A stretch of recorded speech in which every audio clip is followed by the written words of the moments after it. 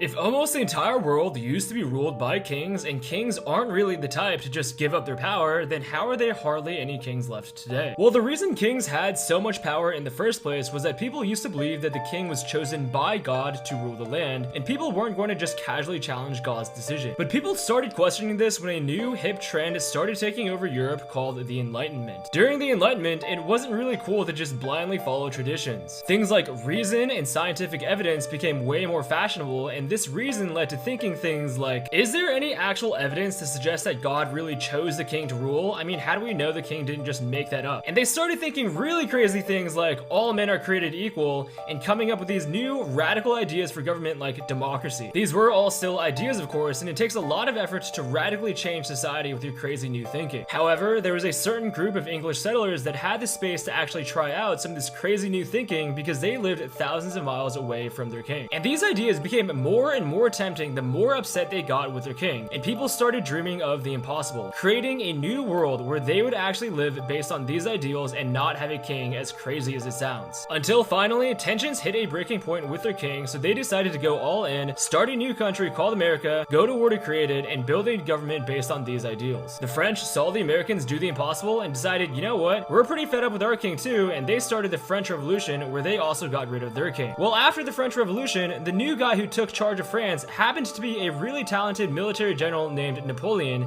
and Napoleon quickly took over a lot of Europe. Him taking over Europe meant that these revolutionary ideas spread like wildfire across Europe. And in 1848 alone, more than 50 European countries revolted against their monarchs to embrace these new ideas like democracy. And outside of Europe, all this was happening while colonization was in full swing, so European leaders would replace a colony's king with a governor from the European country, so more and more monarchs around the world fell. And for countries that weren't European colonies like China, people in China were getting fed up that the emperor failed to modernize, was letting the country fall behind, and decided that it was time for change. By the time World War I rolled around, a lot of the world's monarchies were already gone, but World War I basically finished off the few major European ones remaining because they all happened to be on the losing side. Besides Russia, but the Russians left the war early just to overthrow their own monarchy. And once World War II ended, Japan was on the losing side of that, so their monarchy also got overthrown. And after World War II, a ton of colonies broke free from their colonizers, they had fresh new governments to choose, and basically none of them chose to have a monarch. Meaning that at this point, basically no country on earth still has a monarch aside from kings and queens who are basically just ceremonial figureheads with no real power.